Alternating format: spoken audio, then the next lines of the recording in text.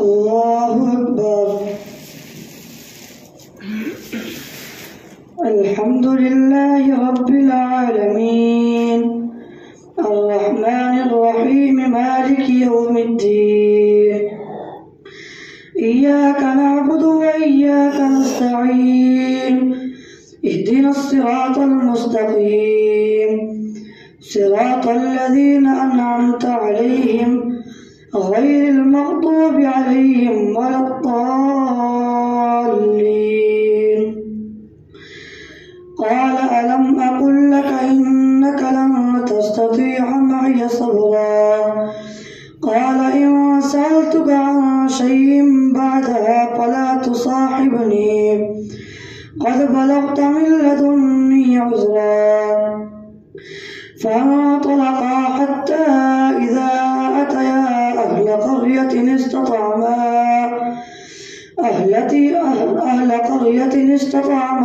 أهلها فأبوا أن يضيفوهما فوجدا فيها جدارا يريد أن ينقض فأقامه. قال لو شئت لاتخذت عليه أجرا. قال هذا فراق بيني وبينك سأنبئك بتأويل ما لم تستطع عليه صبرا. أما السفينة فكانت لمساكين يعملون في البحر فأردت أن أعيبها وكان وراءهم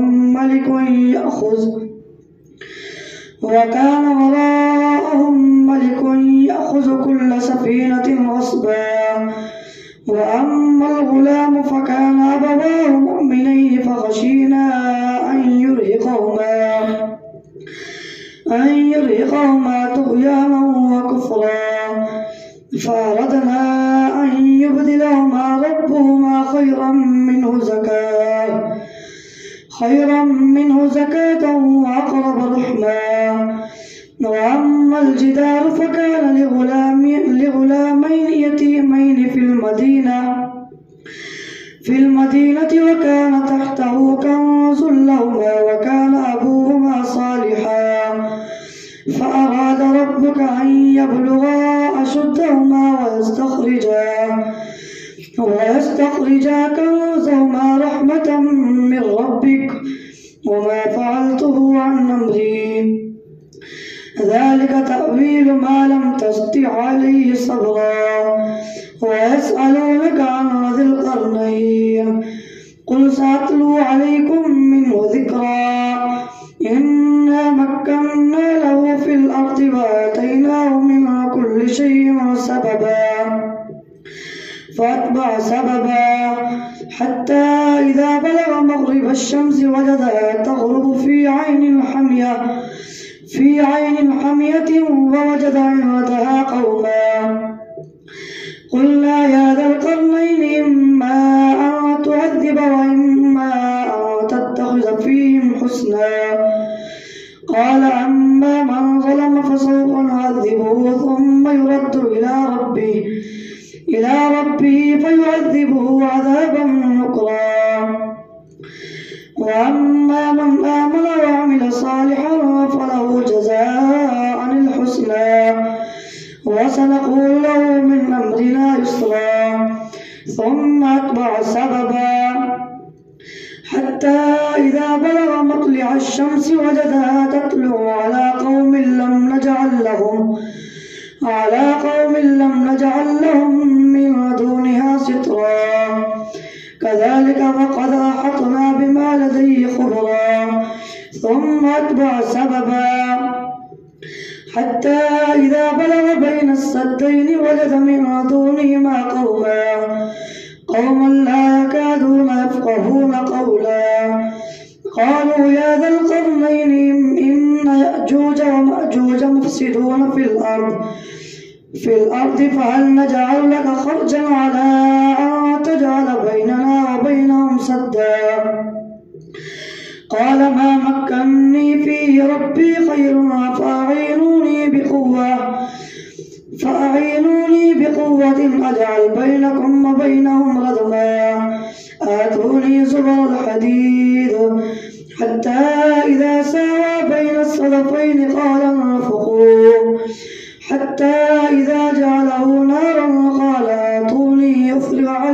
فطرا فما استطاعوا أن يظهروه وما استطاعوا له نقبا. قال هذا رحمة من ربي فإذا جاء وعد ربي جعله دكا وكان وعد ربي حقا. وتركنا بعضهم يومئذ يموج في بعض ونفخ في الصور فجمعناهم جمعا وأعرضنا جهنم يومئذ للكافرين عرضا. الذين كانت أعينهم في غطاء عن ذكري وكانوا لا يستطيعون سمعا. أفحسب الذين كفروا أن يتخذوا عبادي من دونه أولياء إنا أعتدنا جهنم للكافرين نزلا. قل هل ننبئكم بالأخسرين أعمالا الذين ضل سعيهم في الحياة الدنيا وهم يحسبون أنهم يحسنون صنعا. أولئك الذين كفروا بآيات ربهم ولقائه فحبطت أعمالهم فلا نقيم لهم يوم القيامة وزنا. ذلك جزاؤهم جهنم بما كفروا واتخذوا آياتي ورسلي هزوا. إن الذين آمنوا وعملوا الصالحات كانت لهم جنات الفردوس نزلا خالدين فيها لا يبغون عنها حولا. قل لو كان البحر مدادا لكلمات ربي لنفد البحر قبل أن تنفذ كلمات ربي ولو جئنا بمثله مددا.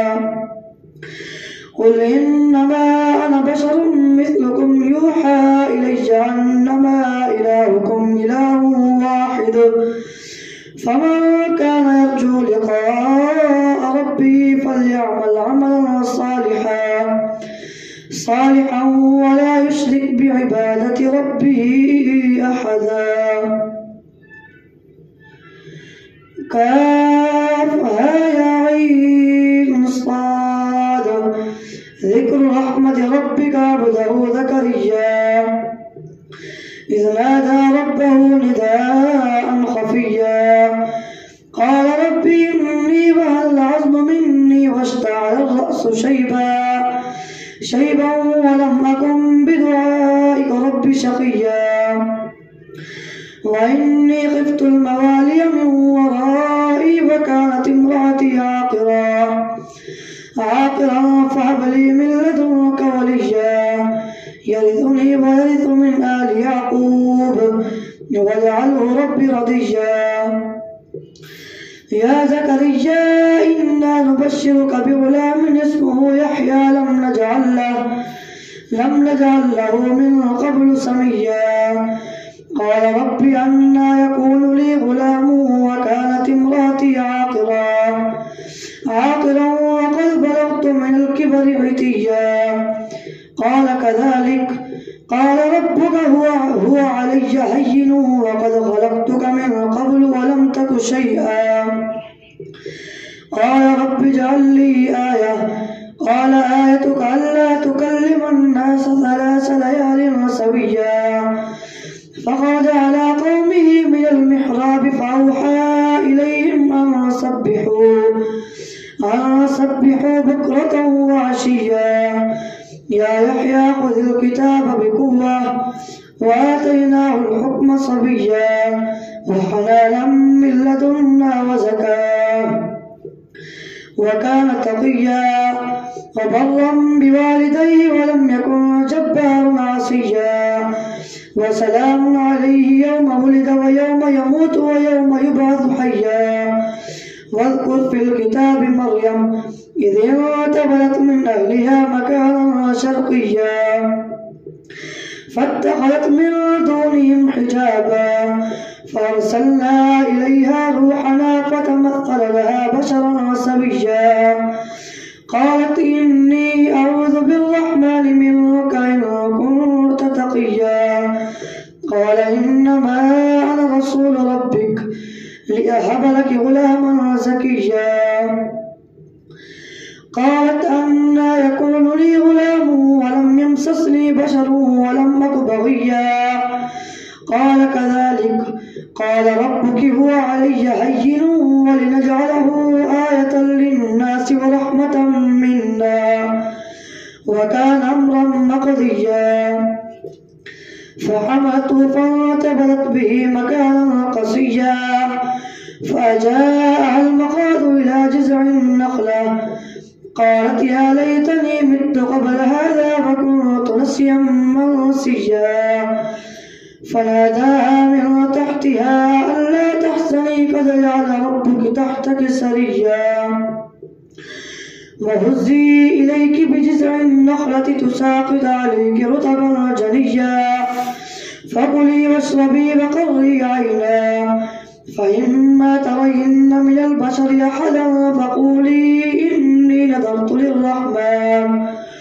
إني نذرت للرحمن صوما فلن أكلم اليوم إنسيا فأتت به قومها تحمله قالوا يا مريم لقد جئت شيئا فريا يا أخت هارون ما كان أبوك امرأ سوء وما كانت أمك بغيا فأشارت إليه قالوا كيف نكلم من كان في المهد صبيا قال إني عبد الله آتاني الكتاب وجعلني نبيا وجعلني مباركا أينما كنت وأوصاني بالصلاة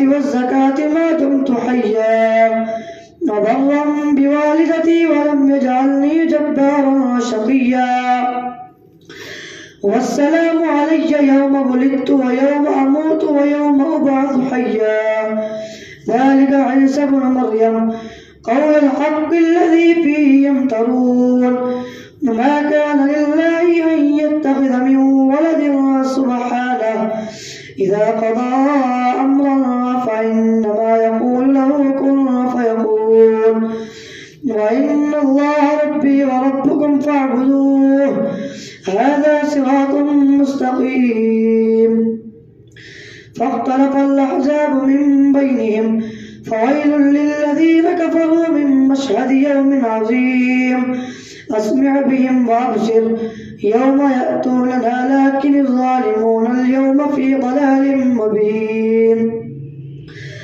وأنذرهم يوم الحسرة إذ قضي الأمر وهم في غفلة وهم لا يؤمنون إنا نحن نرث الأرض ومن عليها وإلينا يرجعون الله أكبر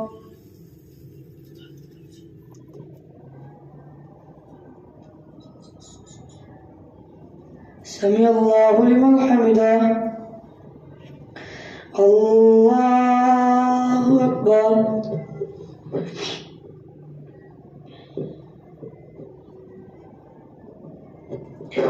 الله أكبر الله أكبر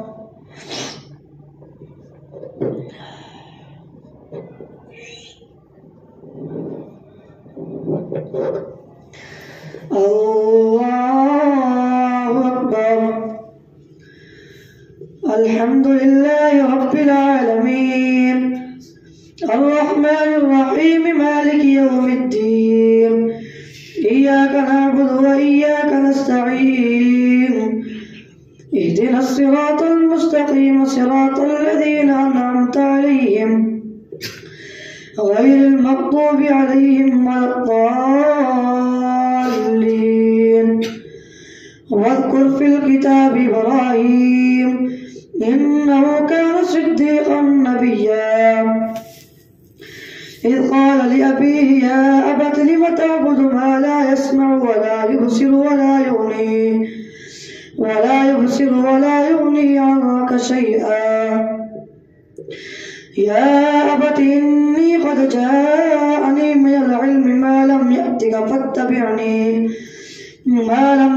فاتبعني أهدك صراطا سويا يا أبت لا تعبد الشيطان إن الشيطان كان للرحمن عصيا يا أبت إني أخاف أن يمسك عذاب من الرحمن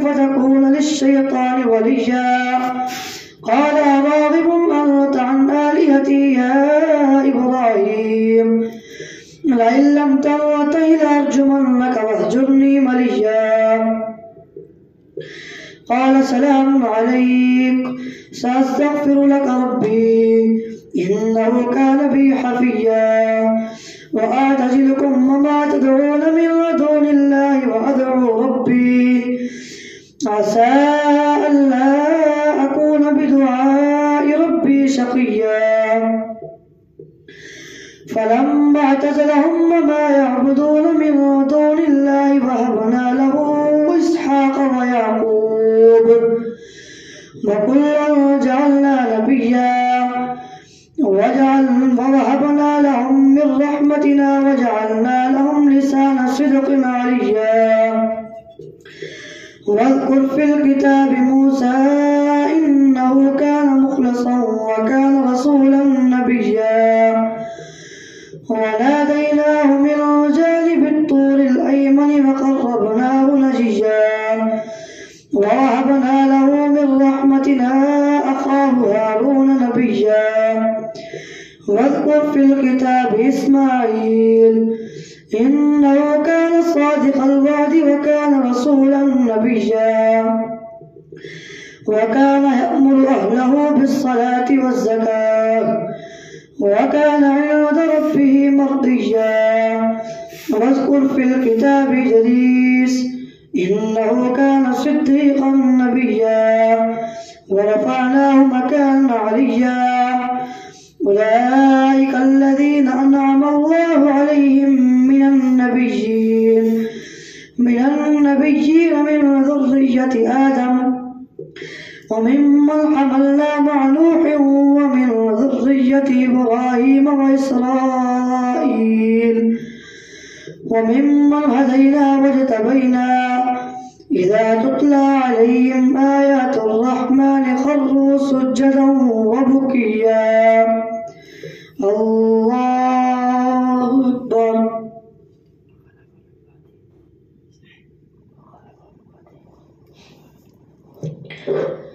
الله أكبر فخلف من بعدهم خلف أضاعوا الصلاة واتبعوا الشهوات فسوف يلقون غيا إلا من تاب وآمن وعمل صالحا فأولئك يدخلون الجنة ولا يظلمون شيئا جنات عدن التي وعد الرحمن عباده بالغيب إنه كان وعده مأتيا لا يسمعون فيها لغوا إلا سلاما ولهم رزقهم فيها بكرة وعشيا تلك الجنة التي نورث من عبادنا من كان تقيا وما نتنزل إلا بأمر ربك له ما بين أيدينا وما خلفنا وما بين ذلك وما كان ربك نسيا رب السماوات والأرض وما بينهما فاعبده واصطبر لعبادته هل تعلم له سميا ويقول الإنسان أئذا ما مت لسوف أخرج حيا ولا يذكر الإنسان أنا خلقناه من قبل ولم يك شيئا فوربك لنحشرنهم والشياطين ثم لنحضرنهم حول جهنم جثيا ثم لننزعن من كل شيعة أيهم أشد على الرحمن عتيا ثم لنحن أعلم بالذين هم أولى بها صليا وإن منكم إلا واردها كان على ربك حتما مقضيا ثم ننجي الذين اتقوا ونذر الظالمين فيها جثيا وإذا تتلى عليهم آياتنا بينات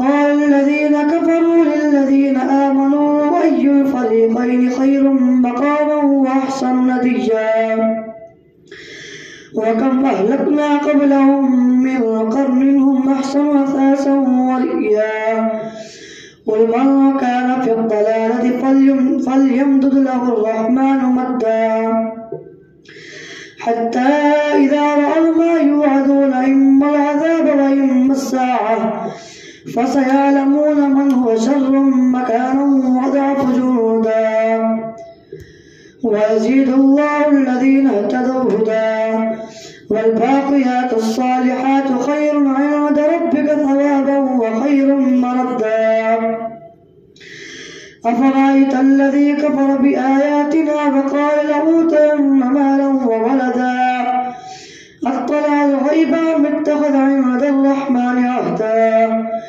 ألا سنكتب ما يقول ونمد له من العذاب مدا ونرثه ما يقول ويأتينا فردا واتخذوا من دون الله آلهة ليكونوا لهم عزا كلا سيكفرون بعبادتهم ويكونون عليهم ضدا ألم تر أنا أرسلنا الشياطين على الكافرين تؤزهم أزا فلا تعجل عليهم إنما نعد لهم عدا يوم نحشر المتقين إلى الرحمن وفدا ونسوق المجرمين إلى جهنم وردا